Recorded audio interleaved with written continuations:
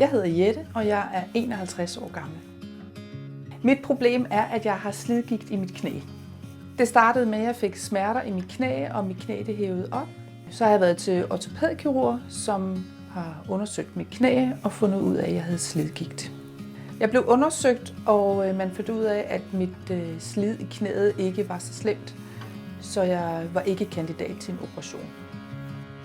Jeg blev anbefalet at få en skinne, som ville kunne aflaste mit knæ, så jeg ikke ville have smerter, eller i hvert fald mindre smerter. Da jeg fik skinnen, så var jeg til at starte med meget skeptisk. Jeg synes, den var klodset, og jeg tænkte, at jeg ville blive indskrænket sådan i min bevægelighed. Det var svært ved lige at se, at den kunne afhjælpe mine smerter. Men efter noget tid fandt jeg ud af, at jeg faktisk egentlig kunne bevæge mig frit. Jeg kunne være aktiv. Jeg kunne gå og stå i længere tid, uden at have smerterne. Før jeg fik skinnen, var det rigtig svært for mig at gå ned ad bakke og gå ned ad trapper, men det har jeg ingen problemer med nu. Jeg føler mig meget mere sikker, når jeg går ned ad trapper og ned ad bakker.